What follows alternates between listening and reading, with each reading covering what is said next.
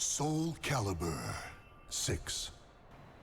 1から始めるソウルキャリバー超初心者講座始めていきたいと思います。私 PGW 所属のプロゲーマー上園と申します。皆様よろしくお願いいたします。前回の動画が思ったよりも長くなってしまったので、今回は前回の続きをやります。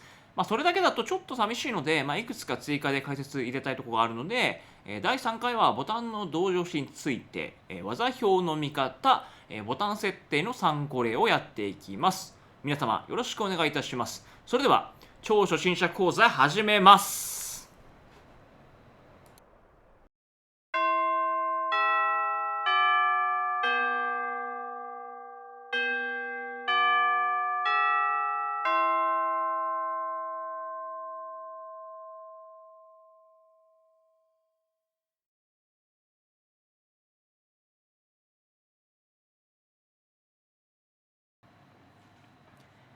じゃあね、まずこれを見てもらおうかなと思います。同乗詞っていうのは、前回ボタンの設定のところでね、説明したと思うんですけど、A が横切り、で B が縦切り、で K がキック、G がガードボタンで、この4つのボタンを組み合わせて、2つもしくは3つのボタンを同時押しすることです。で、同時押しは全部で7種類あります。もう見てくれれば分かります。もろ出しなんですけど、A たす B、B たす K、A たす K、A たす G、B たす G、K たす G、A たす B たす K の7種類となります。で、なんでこれ色が違うのかと言いますと、使用頻度ですね。黄色がもう結構使います。で、白がほぼ使わないかなと思います。で、赤が人とか状況によって変わりやすいボタンなのかなと思ってます。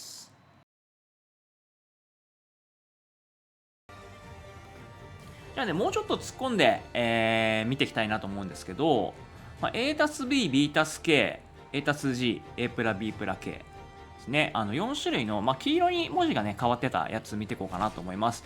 で、A たす B が、はい、これね、A たす B。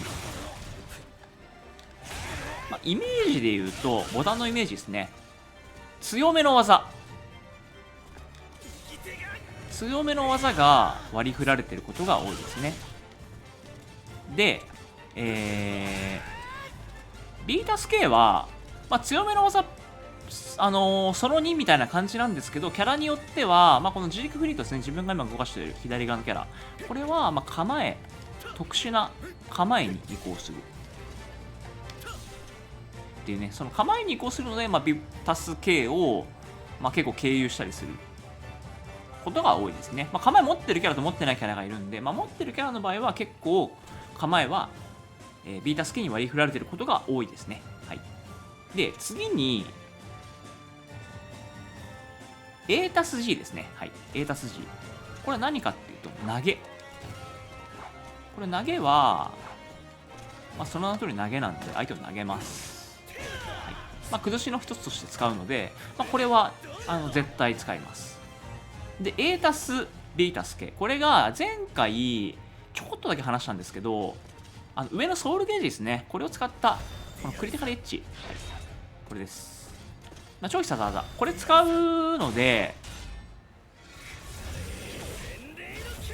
特にパッドだとね、3つ同乗するって大変なんで、設定してた方がいいのかなと思います。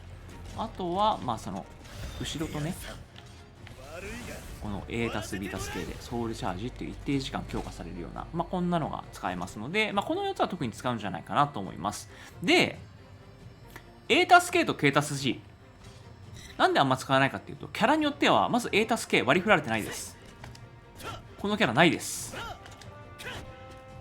はい。なので、割り振る必要なし。キャラによる。あっても、そんな使わないです。なので、基本的に無視していいです。はい。で、K たす G。K たす G は、これ、何かっていうと、挑発ボタンなんで、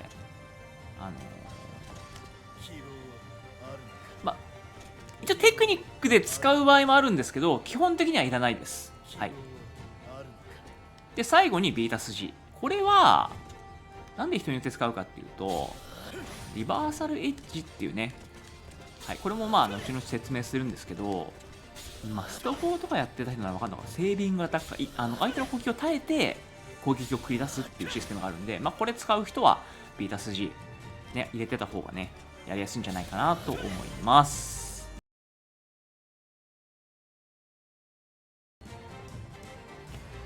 ではね、この後は実際ちょっと動かしながら技表を見ていこうかなと思ってます。で、技表が、まあ優しい、めっちゃ優しいです。まずこの主力技ね。はい。で、主力技が、まあ結構使う技。使いやすい技。まあいくつか、まあお前嘘だろみたいな技もあるんだけど、正直。正直ありますけど、まあコンボもね、この基礎コン、まあ基礎コンかな書いてあります。はい。はい、書いてありますので、はい。ぜひね、活用してくださいということで。で、あとは、属性ごとに、まあ、ゲージ使った技とかもあるんですけど、まあ、基本的にはその横切り、まあ、重要なのが横切り、はい、縦切り、まあ、B 指導の技ですね。はい、で、蹴り技、キック指導の技、で、同時押しと、で、エイトウェイラン技、これがエイトウェイラン中に、ボタンを組み合わせることによって出る技ですね。はい。で、これが投げ技。はい。で、特殊技が大体その構えとかっていう感じなのかな。まあ、この特殊技の欄が少ないキャラはあんまり構えがないとか、まあ、そもそも特殊技がないみたいな感じですね。はい。で、リーザル人技、これはちょっとシステム変わってくるんで、まあ、あんまり気にしなくていいです。はい。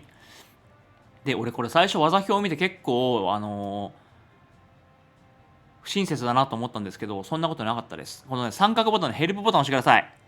例えば、その前にこれ見よう。ヒルトノッカー。これのコマンド入力方法がよくわからん。B と前。B と前か。じゃあ B と前入れてみよう。B と前入れてみました。お、ヒルトノッカー出ないぞと。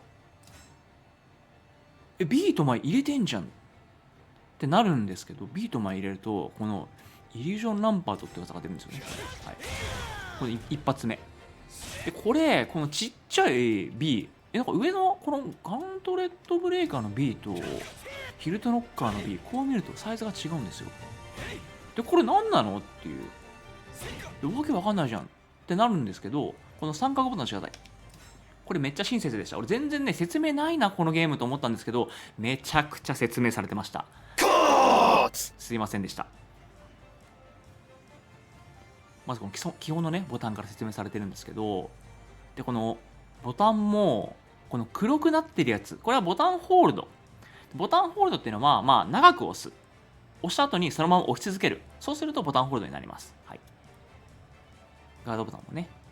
で、矢印の黒いやつは方向キーホールドになります。で、ちっちゃいここに書いてあるんですけど、スライド入力。なんかずらして押す。まあ、あれの場合は、このヒルトノッカーとかの場合は、B を押してすぐ前に入れる。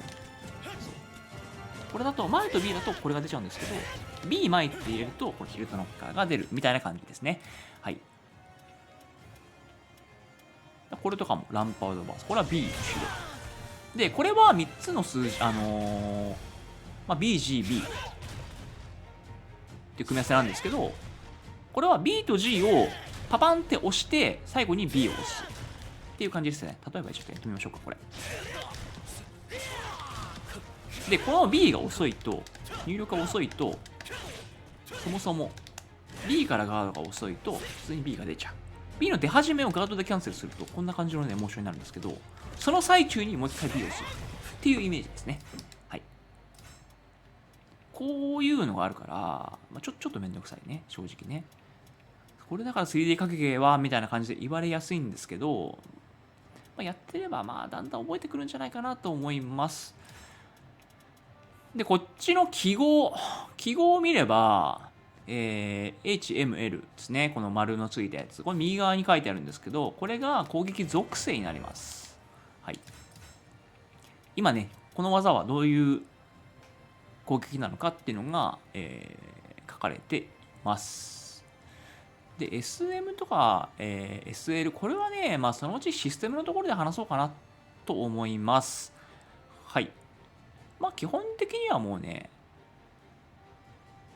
気にするのはこのブレイクアタックってやつかな。BA っていうやつ。ブレイクアタックっていうのは、まあ、何かっつうと、これね、この雷のエフェクトがついた痛そうな攻撃。でこれが何かっていうと、だいたいガードさせて有利な技が多い。ほぼ有利なんで、はい。まあ、これガードしたら動かないようにしようかな、みたいな感じですよね。はい。あとはテクニック系のホールドとかスライド、ニュートラル、ディレイ、ジャスト、ファスト、カウンターヒット、リーサルヒット、ガードインパクトなどなど、ここで解説されているので、よくわかんなかったら見てみるといいと思います。あと、コマンド入力テクニックまでね、ここで解説されてるんで、これ結構親切だね。特にこのスライド入力の一番下のとこね、A スライド B っていう入力。同乗詞にならない程度に、タタンと簡単なくボタンを入力する。で、これが、早すぎて同乗詞になっちゃうと、同乗詞の技が出ちゃうんで、ご注意ください。まあ、そんなもんかな。で、この辺の、そのスライド入力とかっていうのが、自分が使ってるキャラと、そのスライド入力がどれぐらいあるかとかで、パッドとか、パッドっていうか、そのボタンの同乗詞の設定、コントローラーの。そういうのが、関わってくるんで、先に説明しました。で、この後は、ボタン設定の参考例ですね。こちら見ていきましょう。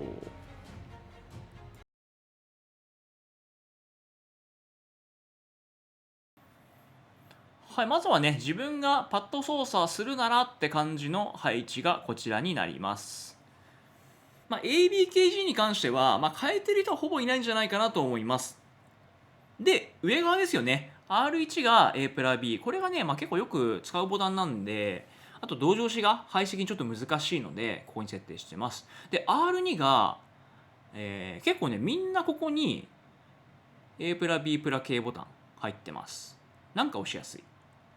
で、左側の L 側ですよね。こっちが結構人によって変わるんじゃないかなと思いますけど、結構自由です。はい。正直、もう何でもいい。何でもいいんだけど、大体ここはみんな性格が出る。で、自分は、ジークフリットとかナイトメアの精度入力をサボるときに使いたいので、ここに、A プラス G ですね。はい。これを設定してます。で、最後に、L には何でもいいので、とりあえず、ちょっと同乗使用しにくい B たす G が入ってるって感じですね。それではね、早速、ちょっと操作しながら見ていきましょう。はい、じゃあちょっと手元出しながらね、見ていこうと思います。こっちの手前側のやつはもう説明いらないかなと思います。で、R1。これがね、やっぱり、設定してないと、多分自分の場合こうなっちゃう。なんかこう、うまく押せればいいんですけど、スマートに。でもやっぱなんか、ミスったら嫌だなとか、手前のね、この勢いで手前のボタンを押しちゃった時嫌だなってなるんで、こうなっちゃう。手首がすごいことになっちゃうんで、設定してます。で、ここはみんな大体入れてます。で、これが、さっき話したスライド入力の部分ですよね。スライド入力が、さっきのこれ AGA ってやつ。AGA。これクイックバックスピンスラッシュ。全然クイックじゃないんですけど、今、こういう入力。これを、サボるときに、なんか AGA なんですけど、A プラス G っていう入力でも一応出るんで、そういう時用にね、はい、ここに入れてます。サボってます。現在サボってます。なんで、ここに入ってます。本当は光るんで、今光るんで、はい、入れてます。で、ここが、リバーサルエッジですよね、これ。これがね、やっぱ、こういう押し方になっちゃうと思うんですよ。同乗しないと。あんま使えないからいいんだけど、必要な時に、とっさに押せないと困るんで入れてます。はい。ここは自分は L3 と R3 入れてないです。はい。じゃあね、早速他の方のも見ていきましょう。トッププレイヤーに聞いてきました。じゃあまずはこの方いきましょう。最初に見ていただくのが、エボリューションチャンピオンのユットト先生の設定になります。やっぱり、ABKG は変わらずで、R1 と R2 も、特にね、変わらない感じですね。ただ、L1 に B プラ G、で、L2 に AK。で、すごいなと思ったのが、R3 のこの押し込みボタンに K たす G を設定しているっていうね、挑発ボタンですね。で、この設定のポイントが、使用頻度は低いけど同時押ししにくいボタンは全部設定してあるというところがポイントで、その使用頻度が高いけど押しやすい A たす G、B たす K は自力で押すっていうのがポイントの設定になります。はい、実際の設定画面がこんな感じになってます。はい。使用頻度低いけどやっぱ R3 使うっていうのがね、そのパッド勢ならではっていう感じの設定なんじゃないかなと思います。それでは次行きましょう。はい、次はこちらになります。猫泳ぎ先生ですね。猫泳ぎ先生といえば、全キャラ使えるマルチプレイヤーでランクマッチにおけるキャラごとの称号といいますか、段位、全キャラ最高段位の方ですね。はい、猫泳ぎ先生の設定は、R2 まではこれまでと一緒で、L1 に B プラ K、使用頻度の高いボタンですね。で、続いて L2 にリバーサル H 用のボタン。これはそうかなって感じですよね。で、L3。L3 に A プラス K。左手で押す。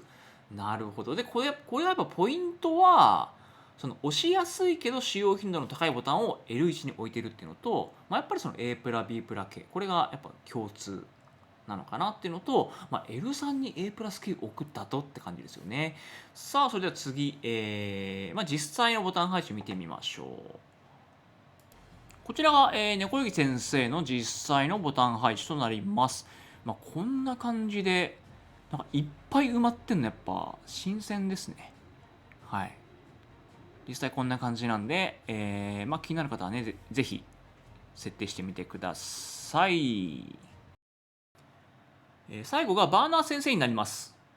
バーナー先生はジークメインのプレイヤーです。で、自分もジーク触るんですが、実際にね、メインで使ってる、かつ、パッドプレイヤーはどんな設定なのかと、正直に自分が気になったので聞いてみました。で、それがこんな感じとのことです。R1 に A たす B ではなく A プラス G を設定していると。で、代わりに L1 に A プラス B を設定しています。で、L2 が B プラス G。やっぱここはね、縦押しのね、ちょっと難しいボタン配置なので、ここに設定していると。で、見ればわかるんだけども、R1 と L1 が、自分の設定とはね、逆になってると。で、ちょっと聞いてみたんですよ。で、その理由が、本当にこの R1 にある A プラス G は、もう完全に、その AGA を出す。スライド入力の AGA ってやつですね。さっきやってた。そのクイックバックスピンスラッシュを出すためだけの、素早く出すためだけの設定とのことでした。やっぱりこの設定のポイントは、そのスライド入力を右手だけで完結させてるっていうのがポイントですかね。こちらがバーナー先生の実際のね、ボタン設定になります。やっぱりその L3、R3 押し込みボタンを使わないっていうところと、やっぱその自分が出したいコマンドをその正確に出すためだけに特化したボタン配置してるっていうのがポイントですよね。はい、それでは最後ですね。アケコンの設定見ていきましょう。アーケードコントローラー。これね、今画面に映ってるのが自分のアケコンと、あとは、コントローラー設定ですね。これが、今タイプ B になってるんですけど、タイプ B がアーケードコントローラーのデフォルトのセッティングになってます。いじってなければこれがデフォルトの設定です。はい。で、アケコンの設定はまずこれが四角。四角で、左が四角。で、これが横切りです。はい、失礼しました。横切り。で、三角が縦切り。で、R1 が蹴り。で、ガードボタンは L1 ではなくて、左下の×。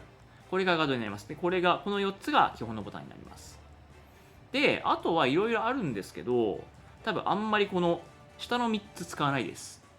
なので、一旦ね、消しちゃいましょう。消すのは、消したいボタンを押して、設定されているボタンと同じのを押せば消せますんで。はい。こんな感じで消えます。で、多分、この3つ押しの A プラ B プラ K だけ、設定してる人多分いると思うんですけど、そういう人はだいたい L1 に入れてる。はい。一応デフォルトで入ってるのは L1 なんで、ここに入れてる。もしくは、丸のここですね。はい。ここに、その ABK 入れてるって人もいると思います。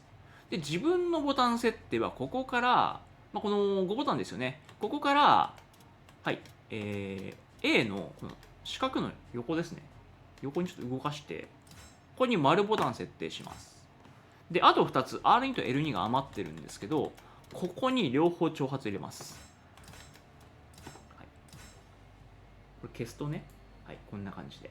これが自分のボタン設定となります。で、最後なんですけど、まあ、ここまでで、まあ、別に、正直俺のボタン設定はいらんと思う。まあ、この先はもう見たい人だけ見て。はい。で、この後じゃあちょっと説明していきますので、よろしくお願いします。すいません、もう完全に自分の運指の説明するの忘れてました。失礼しました。最後におまけ行く前にこれだけちょっとパパッと話そうと思います。はい、指。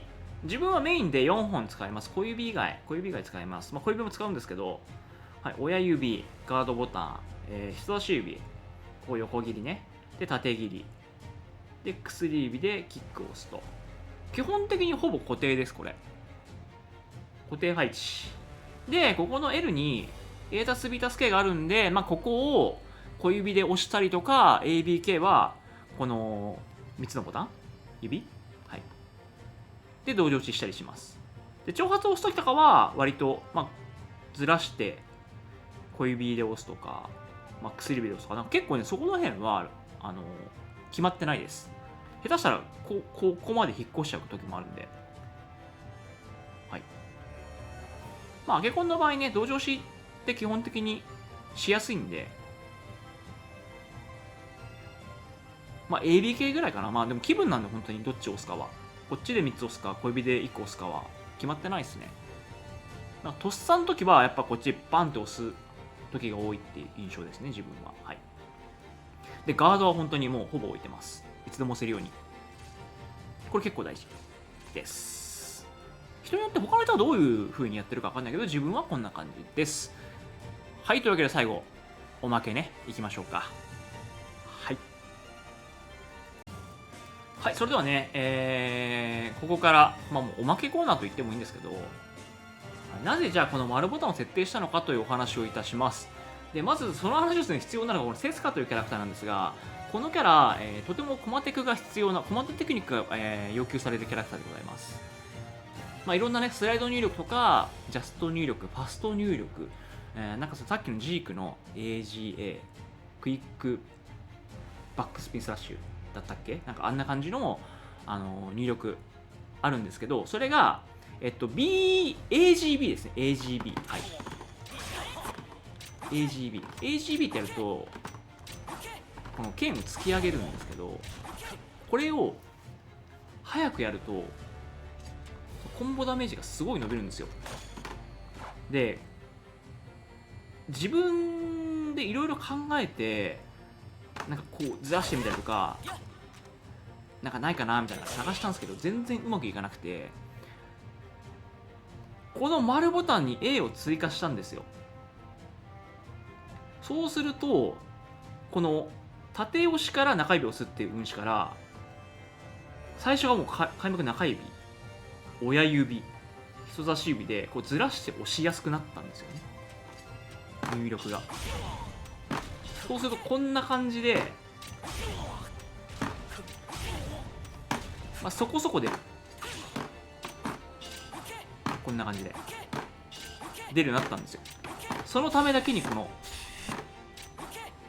ボタンを追加しました。これができるとね、結構コンボダメージ伸びるんで、そのためだけに、まあ、セスカメインで1回使ってた時期があったんで、その時にね、頭を悩ませてここにもあるボタンを入れるようにしました。まあ、セスカ以外ではもう使わないんですけど、このボタンは。セスカ使う時に、気が向いた時に使う時にここにないと困るから、ここに設定してあります。そんな感じです。はい、それではね、本当に最後になるんですけど、この挑発を2つ入れてる理由っていうのをお話ししていきたいと思います。まあ、挑発を唯一、その対戦中に、混ぜるというか、使うキャラクター。それがこのティラというキャラクターになります。ティラが、今その、体力バーの下、まあ、左の方に仮面のマークが出てて、今2って書いてあると思うんですけど、ここね、これ挑発をすると変わるかな。これランダムでこんな感じでちょっと立ちポーズも変わって、これね技がね変わるんですよ、このキャラで。こっちの紫の方が怒ってて強い、火力が出しやすい、なんかいろいろあって、でこっちの普通の黄色い方はこの同じコマンド入れても違う技が出ると、小技が強いモードなんですけど、そのモードを変えながら戦う。で挑発だけではないんですよね、モードが変わるの。例えばこういう頭突きとかでもモードが変わります。でも変わんない時もあって、これ結構変わってるんです。そうこんな感じでね、変わんない時もあるんですよ。でこの挑発が結構変わる確率が高いんですよね。で例えばこのクリティカルエッジ超必殺技をこの黄色いモードで当てると距離がめっちゃ離れるんですね。でこの時にこれ挑発で連打してると、挑発やると距離が離れてるから、その挑発が通りやすい。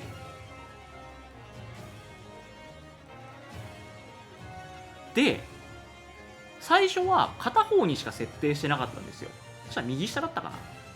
でどっちか分かんなくて、なんか連打してんのに挑発出ないぞっていう、ここ連打してるけど挑発が出ないって困ったんですよ。たかだかそんなことなんですけど、でもういっそのことをこれ両方挑発にしちゃえば絶対出るじゃんっていうね、もう右下を押せば挑発が出るっていう状態にして、挑発をちゃんと出せるようにしたかったんですよね。このキャラ使ってないと、この設定はしないし、挑発って本当にこのキャラしか多分使わないかな。他のキャラはなんか煽りに感じちゃうから絶対やんないんだけど、このキャラはなんかこんな感じでね、動きながら挑発混ぜて、いや俺変わりますよみたいな顔をしながら戦うの結構強いんですよ。で挑発するとそのモードが変わるから、その嫌だなって相手が突っ込んでくるんですよ、走って。でそういうとこに挑発からいきなりこう浮かせ技ぶっ放してみたりとかっていうのは結構強くて、結構くだらないなって思っちゃうんだけどそのね、とっさにねちゃんと出せるようにしとくっていうのが必要だったんで、こういうボタン設定にしました。はい。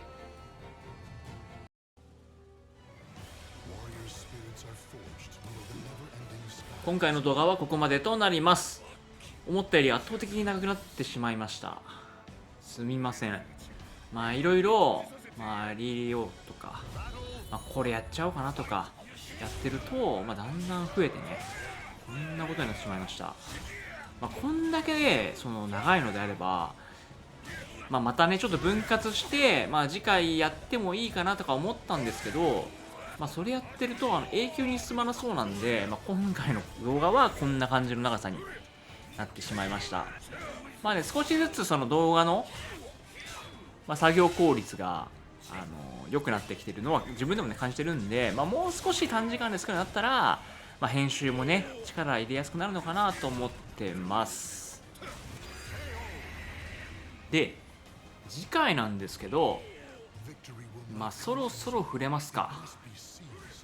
タブー中のタブー触れちゃいます。システム関連。システムは地味にちょいちょい小出しにしてるんですけど、ちゃんとね説明はしてないので、次回やっていこうと考えてます。では次の動画でお会いしましょう。さようなら。